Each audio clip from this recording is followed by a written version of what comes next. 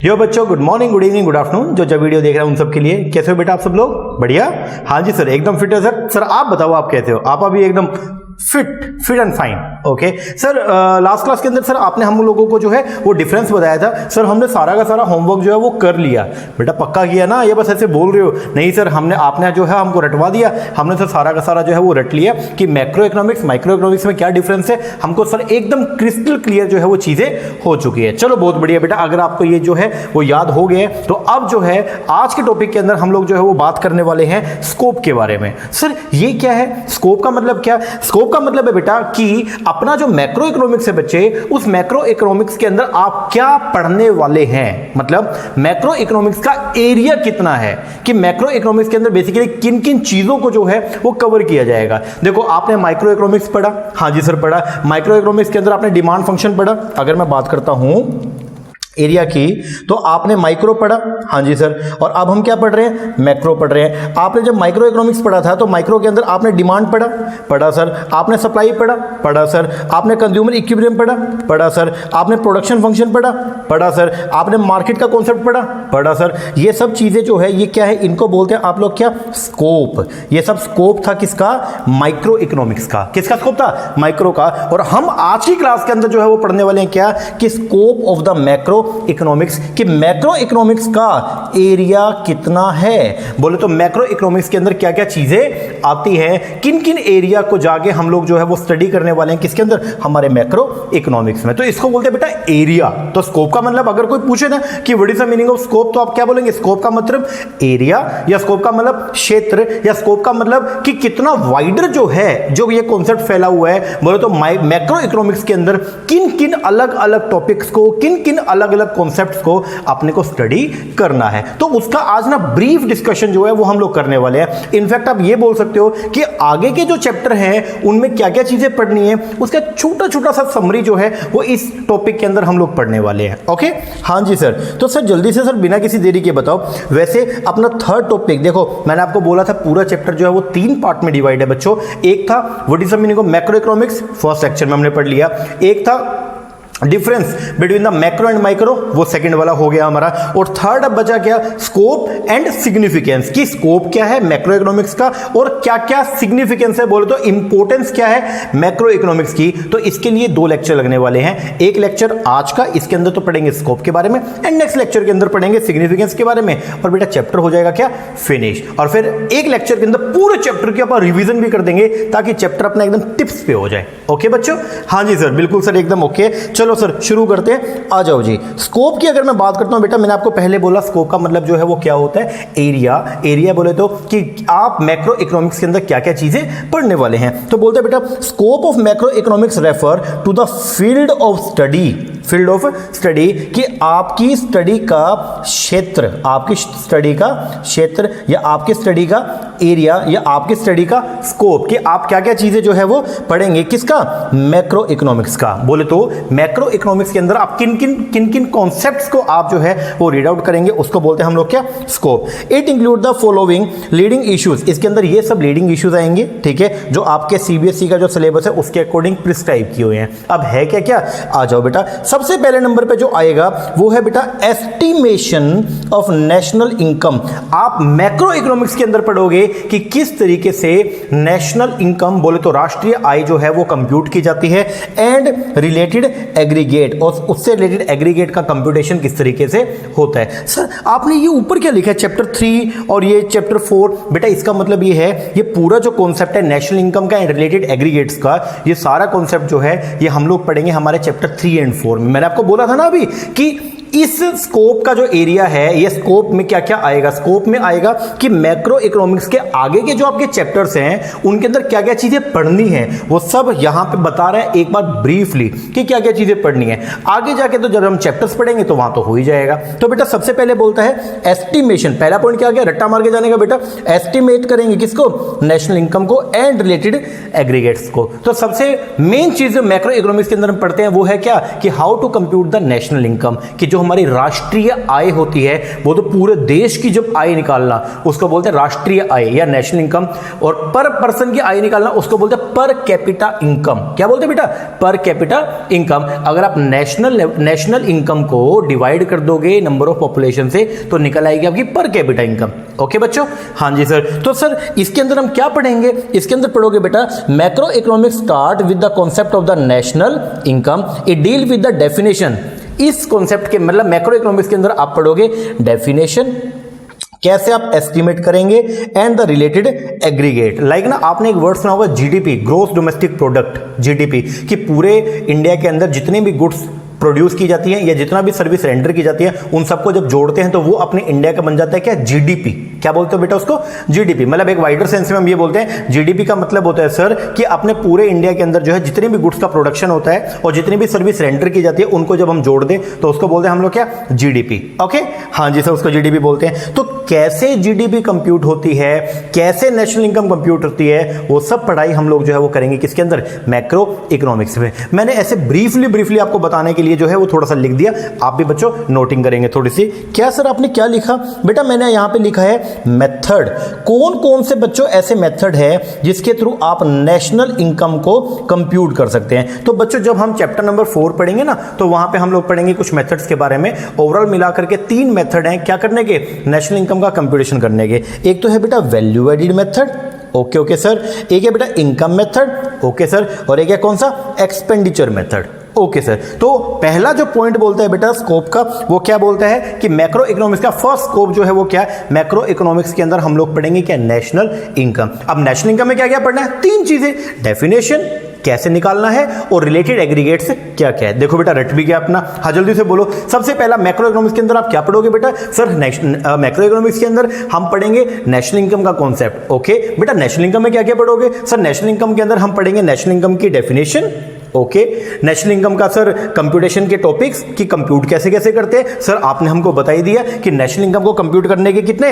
3 method है sir. 3 कौन कौन सा? Value added method, income method and expenditure method. चलो जी, और क्या पढ़ना है? और सर हम साथ में ये भी पढ़ेंगे कि रिलेटेड एग्रीगेट्स क्या होते हैं, बोल तो जीडीपी एंड एनडीपी क्या होते हैं। अभी मैं आपको ज्यादा डिस्कस नहीं करूंगा क्योंकि आगे जाके पूरा डीप में हम लोग पढ़ेंगे इसको। अभी तो बस ऊपर से ये देखना है कि एक्चुअल में क्या कुछ करने वाले हैं। तो एक बार मैं आपका थोड़ा माइंड जो है वो मेकअप कर दूं, एक बार थोड़ा आपकी जो है वो माइंड मेकअप हो जाएगा ना थोड़ा सा। आपको जब ये हो जाएगा कि हाँ ये सब चीजें अपने को करनी है तो फिर जब हम पढ़ाई करेंगे तो आपको अटपटा नहीं लगेगा, आपको ये लगेगा हाँ ये तो हमने सुना हुआ है, ठीक है ना। बस अभी के लिए इतना ध्यान रखो, ओके। तो सर एक तो ये पढ़ना है aggregation of the national income and related concept. Sir और क्या पढ़ना है सर हमने इसमें? एक पढ़ना है बेटा theory of employment, theory of employment. Sir ये थ्योरी ऑफ एम्प्लॉयमेंट के अंदर बेसिकली अपने को क्या देखना है बेटा? एम्प्लॉयमेंट की ना अलग अलग तरह की थ्योरीज हैं, वो अपने को पढ़ के जानी है। अपने इंडिया के अंदर एम्प्लॉयमेंट का क्या रेट चल रहा है, लोगों को एम्प्लॉयमेंट, बेटा हिंदी में एम्प्लॉयमेंट का मतलब क्या होता है? रोजगार। क्या?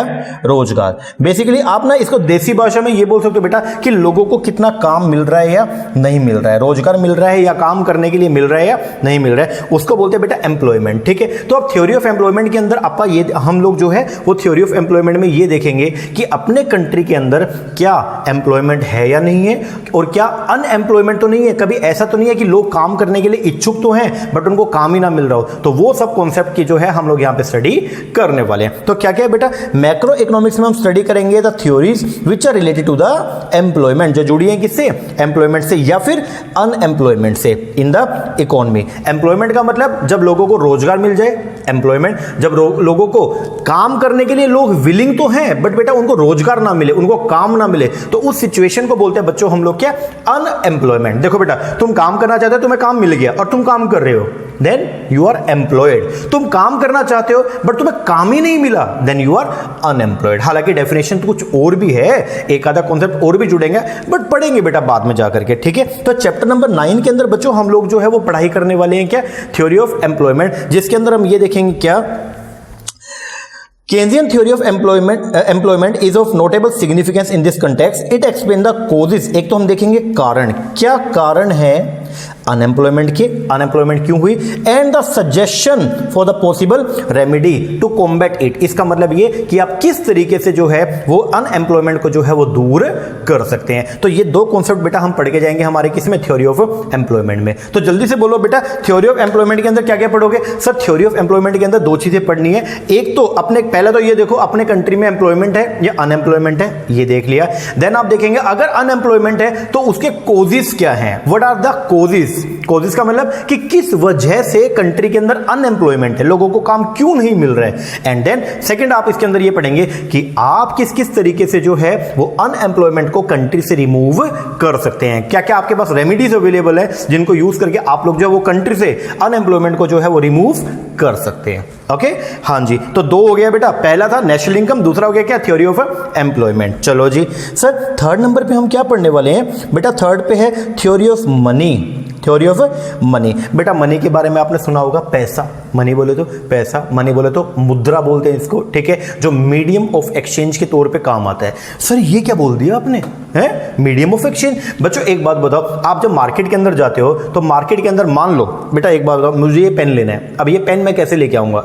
मैंने जो हमारे वेंडर साहब थे, मैंने उनको बोला, मैंने कहा वेंडर साहब मुझे ये पेन चाहिए। वेंडर साहब बोले ठीक है। अब मैंने पूछा वेंडर साहब कितने का है, तो आप मुझे ये बताओ वो क्या कहेंगे, ये 10 चॉकलेट का है, या वो ये कहेंगे कि सर ये तो 5000 का है। सर नेचुरल बात है सर, रुपीस में बात बनेगी। आप कुछ भी मार्केट से सामान लेने जाते हो तो बेटा बदले में क्या देते हो? सर बदले में हमको जो है मीडियम ऑफ एक्सचेंज के तौर पे देनी पड़ती है क्या, मनी। क्या देना पड़ता है बच्चों, मनी। तो ये जो मनी है ना, इस मनी को बोलते हैं बेटा क्या, इट इज ए मीडियम। ये क्या है, मीडियम। किस चीज का बेटा, एक्सचेंज का। अगर आप दूसरे पर्सन के साथ में कोई सामान को क्या कर रहे हैं, एक्सचेंज कर रहे हैं, तो वो किस मोड से करेंगे, उसके लिए मीडियम के नाम पे आप लेके आते हैं किसको, मनी को। बोले तो मनी को देकर या मनी को लेकर जो है आप आपस में सामान का एक्सचेंज कर सकते हैं। ओके, अब मनी के तौर पे ना बेटा हम यहां पे जो पढ़ने वाले हैं वो ये कि किस तरीके से मनी को क्रिएट किया जा सकता है।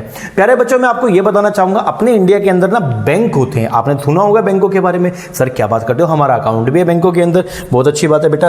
बेटा एक बात बताओ, बैंक के नाम पे ना बेटा हमारे पास दो तरह के बैंक होते हैं, शायद आपने कभी इसके बारे में थोड़ी सी आपको नॉलेज हो।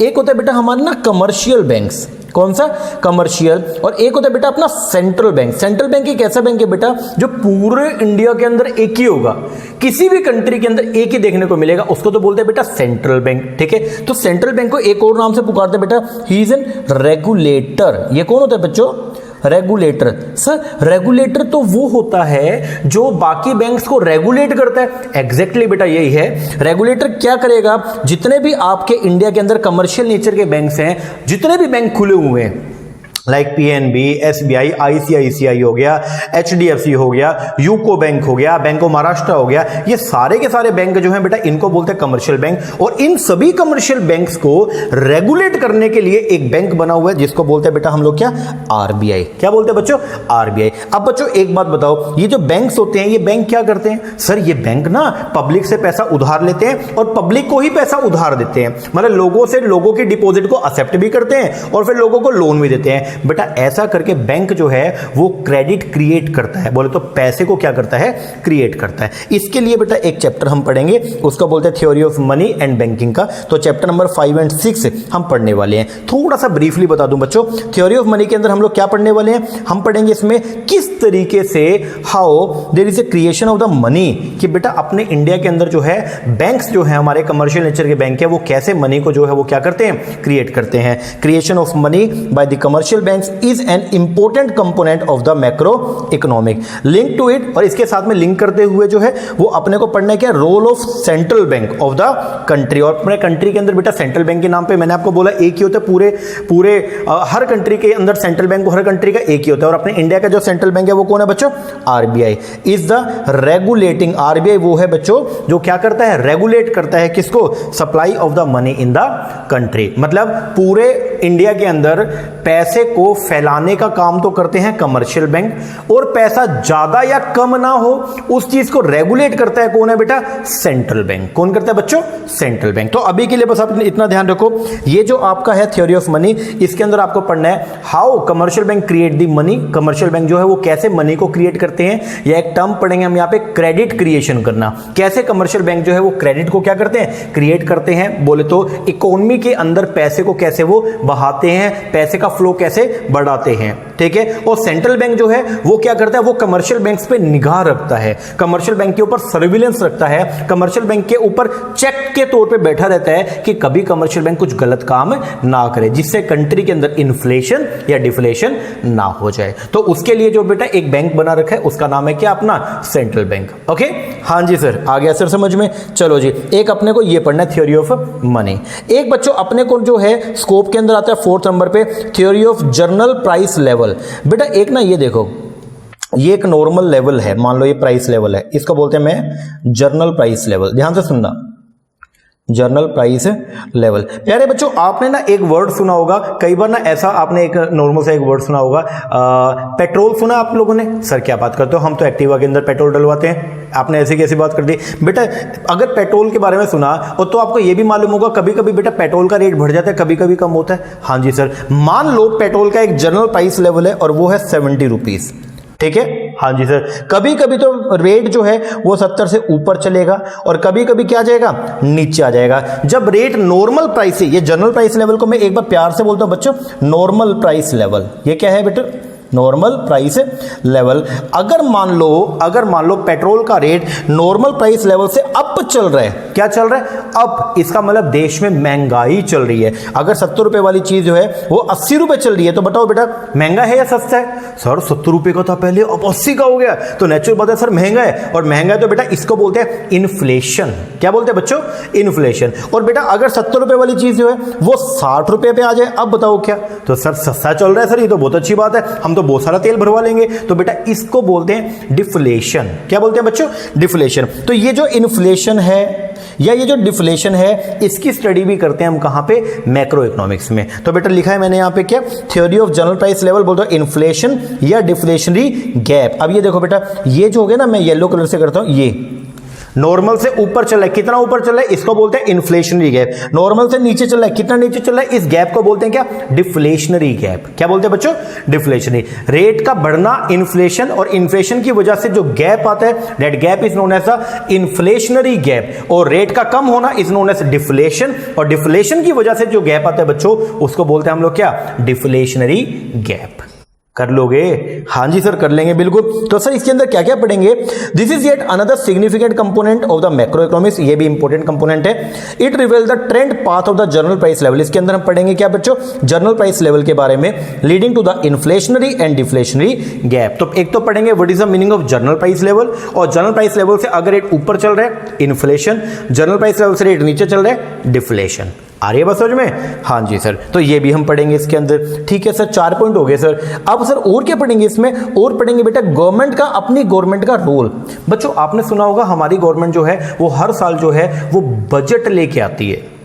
बोले तो गवर्नमेंट ने आने वाले ईयर के अंदर, आने वाला जो साल है उसके अंदर गवर्नमेंट ने क्या करना है, गवर्नमेंट कितना खर्चा करने वाली है लोगों के ऊपर, डेवलपमेंट के ऊपर, गवर्नमेंट जो है वो कितना टैक्स कलेक्ट करने वाली है लोगों से। तो उसके लिए गवर्नमेंट ना पहले एडवांस में बता देती है, और जिसके थ्रू बताती है बेटा उस डॉक्यूमेंट को बोलते हैं हम लोग क्या, बजट। तो बेटा गवर्नमेंट का जो बजट है बहुत इंटरेस्टिंग चैप्टर है बेटा, और आपके लिए इंपॉर्टेंट क्यों है, क्योंकि बेटा ये 6 मार्क्स का अकेला चैप्टर है, ठीक है। तो बेटा इसके अंदर जो है हम लोग पढ़ाई करेंगे कि गवर्नमेंट बजट की अगर हम बात करते हैं तो उसका क्या रोल है इंडियन इकोनॉमी में। ओके, हाँ जी। तो इसके बारे में भी हम चर्चा जो है वो करने वाले हैं। तो यहां पे हम पढ़ेंगे बेटा रोल ऑफ गवर्नमेंट, मतलब गवर्नमेंट का क्या रोल है अपने इंडियन इकोनॉमी के अंदर, तो वो हम पढ़ेंगे। Macro economic study, how government, किस तरीके से गवर्नमेंट का जो बजट है वो प्रभाव डालता है, बोले तो इंपैक्ट डालता है on the level of economic activity, कि अपने कंट्री के अंदर जो इकोनॉमिक एक्टिविटीज हैं, इकोनॉमिक एक्टिविटी बोले तो जो पैसा कमाने के लिए की जाती है बच्चों, पैसा कमाने के लिए जो एक्टिविटी की जाती है वो कौन कौन सी है सर, उसके अंदर बिजनेस भी आता है, ओके सर, उसके अंदर जो है वो एम्प्लॉयमेंट भी आता है, कहीं पे जॉब करना भी, ओके, और सर उसके अंदर मतलब बिजनेस भी आ गया, एम्प्लॉयमेंट भी आ गया, ठीक है, और सर उसके अंदर प्रोफेशन भी आता है। क्या आता है, प्रोफेशन, बोले तो सर्विस सेक्टर। क्या बोलते हैं इसको, सर्विस सेक्टर। तो गवर्नमेंट के द्वारा जो बजट बनाया गया बच्चों, उस बजट का अपने इंडिया के अंदर बिजनेसेस पे, अपने इंडिया के अंदर एम्प्लॉयमेंट रेट पे, और अपने इंडिया के अंदर जो है वो प्रोफेशंस के ऊपर या प्रोफेशनल्स लोगों के ऊपर जो है वो जो इंपैक्ट पड़ता है, वो सब चीज का स्टडी हम करेंगे कहां पे बेटा, गवर्नमेंट बजट के अंदर। ओके हाँ जी। और क्या पढ़ेंगे सर इसके अंदर? 5 पॉइंट्स हो गए सर। एक लास्ट पॉइंट और भी है बेटा, हम पढ़ेंगे क्या? Exchange rate. सर ये एक्सचेंज रेट क्या होता है बेटा? आप लोगों ने करेंसी सुना? हाँ जी सर सुना है सर। करेंसी का मतलब जो है, जो हमारे पॉकेट में भी करेंसी पड़ी है सर, रुपीस जो होते हैं, ठीक है, इनको करेंसी बोलते हैं बेटा। करेंसी जो है वो 2 तरह की होती है, ध्यान से समझना बेटा। एक होती है डोमेस्टिक करेंसी। कौन सी बच्चों? Domestic currency. डोमेस्टिक मतलब आपकी कंट्री की करेंसी। बेटा हमारी कंट्री की करेंसी कौन सी है? रुपीस। कौन सी करेंसी है बच्चों?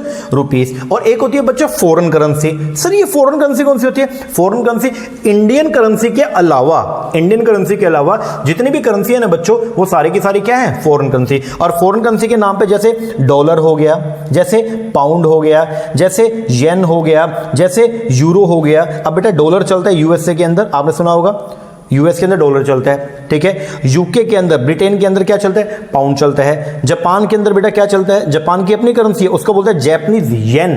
क्या बोलते हैं? Japanese yen. और बेटा यूरोप के अंदर जो करेंसी चलती है उसको बोलते हैं क्या? यूरो। क्या बोलते हैं बच्चों? यूरो, EURO, ठीक है। तो बेटा ये एग्जांपल लिया मैंने, इसके अलावा और भी, जैसे सऊदी अरब में दिनार चलता है, रूबल चलता है। तो बेटा ये इंडियन करेंसी के अलावा बाहर की कोई भी करेंसी, उसको बोलते हैं बच्चों हम लोग क्या? Foreign currency. अब फॉरेन करेंसी के रेट कैसे डिसाइड होते हैं वो सब भी पढ़ते हैं हम किसके अंदर? मैक्रो इकोनॉमिक्स में। जैसे बेटा कई बार ना आपने ऐसा देखा होगा, $1 इज इक्वल टू ₹72। इसका मतलब क्या कि $1 अगर आपने परचेस करना है, then you are required to pay ₹72। तो बेटा आपको देने पड़ेंगे कितने? 72। अब मेरा छोटा सा क्वेश्चन ये है, $1 इज इक्वल टू 72 ये किसने करे? ये रेट कैसे डिसाइड हुआ? $1 ₹72 के बराबर कैसे हुआ? इस चीज का डिटर्मिनेशन जो है वो पढ़ेंगे हम किसके अंदर? मैक्रो इकोनॉमिक्स में। तो यहां पे हम क्या पढ़ेंगे? हम पढ़ेंगे बच्चों एक तो एक्सचेंज रेट और एक पढ़ेंगे बैलेंस ऑफ पेमेंट के बारे में। सर एक्सचेंज रेट का मतलब ये हो गया ना कि इंडियन करेंसी के अलावा जितनी भी करेंसी है उसको बोलते हैं हम लोग क्या? फॉरेन करेंसी, या उसका एक और नाम है, उसको बोलते हैं फॉरेन एक्सचेंज। क्या बोलेंगे बेटा? Foreign exchange. ओके हाँ जी। तो यहां पे बेटा हम पढ़ेंगे डिटर्मिनेशन, बोले तो किस तरीके से ये जो एक्सचेंज रेट है $1 इज इक्वल टू ₹72, ये कैसे डिटरमाइन किया जाता है, इस सब का डिटर्मिनेशन पढ़ेंगे किसमें? मैक्रो इकोनॉमिक्स में। How to determine the exchange rate and the way, किस तरीके से इट इज मैनेज, और आप कैसे इसको मैनेज कर सकते हो। तो ये सब चीज की स्टडी भी हम करेंगे किसके अंदर? एक्सचेंज रेट बोले तो किसके अंदर? अपने मैक्रो इकोनॉमिक्स में। तो ये भी स्कोप है किसका बच्चों? मैक्रो इकोनॉमिक्स का। आ रही है बच्चों बात समझ में? हाँ जी सर आ रही है, ठीक है। Is an important element of the scope of the macro economy. Sir एक बार ये भी बता दो, ये बैलेंस ऑफ पेमेंट आपने लिखा हुआ है यहाँ पे, सर ये क्या होता है? थोड़ा सा तो बता दो एक बार बच्चों। बैलेंस ऑफ पेमेंट के अंदर हम लोग बेसिकली क्या करते हैं, ध्यान से सुनना। देखो अगर मैं बात करता हूँ बेटा इंडिया, किसकी बात करता हूं? इंडिया। एक तो इंडिया के अलावा बेटा जितनी भी कंट्री है ना, उन सबको बोलते हैं हम लोग क्या? Rest of the world. बोले तो पूरे वर्ल्ड में एक कंट्री तो मेरी कंट्री होगी बेटा, होम कंट्री बोले तो इंडिया। इंडिया के अलावा बेटा जितनी भी कंट्री हैं उनको बोलते हैं हम लोग क्या? Rest of the world. आ रही है बस समझ में? हाँ जी। अब एक बात बताओ बच्चों, क्या इंडियन गवर्नमेंट अपने देश में व्यापार करती है या देश के बाहर भी करती है? सर नेचुरल बात है, देश के बाहर भी करती है। आपके भी कितने रिलेटिव्स होंगे बेटा जो बाहर, इंडिया से बाहर काम करते होंगे? हाँ सर करते हैं, मेरा भाई भी लगा हुआ है सर। तो बेटा अब ये बताओ, क्या बाहर से वो पैसा इंडिया में भेजते हैं? नहीं भेजते हैं? भेजते हैं। तो बेटा बाहर से जो पैसा इंडिया में आता है या इंडिया से जो पैसा बाहर जाता है, बोले तो इंडिया का और रेस्ट ऑफ द वर्ल्ड के बीच में जो कोई भी फाइनेंशियल नेचर की ट्रांजैक्शंस होती हैं, उन फाइनेंशियल नेचर की ट्रांजैक्शन को जिस बुक में रिकॉर्ड किया जाता है बेटा, उस बुक को बोलते हैं हम लोग क्या? Balance of payment. तो बेटा मैंने यहां पे लिखा क्या कि जैसे इंडिया और रेस्ट ऑफ द वर्ल्ड है, तो इंडिया की गवर्नमेंट का बाहर की गवर्नमेंट के साथ में, या इंडिया की गवर्नमेंट का बाहर के लोगों के साथ में, या इंडिया के लोगों का बाहर की गवर्नमेंट के साथ में, या इंडिया के लोगों का बाहर के लोगों के साथ में कोई भी फाइनेंशियल नेचर की बच्चों जो ट्रांजैक्शंस होती हैं, उन सभी ट्रांजैक्शन की रिकॉर्डिंग जिस बुक में की जाती है, that book is known as the balance of payment. तो बच्चों उस बुक को बोलते हैं हम लोग क्या? Balance of payment. आ रही है बस समझ में? हाँ जी सर आता है समझ में। ये है बेटा स्कोप। ये सब क्या है? स्कोप। इन सब चीजों को जो है वो हम लोग स्टडी करेंगे किसके अंदर? हमारी मैक्रो इकोनॉमिक्स में। तो मैंने यहां पे स्कोप के बारे में जो है हम लोगों ने पढ़ा, एक बार थोड़ा सा गो थ्रू करवा दूं। तो बेटा स्कोप के नाम पे कितने थे? अभी हमने पढ़े 6। पहले नंबर पे क्या?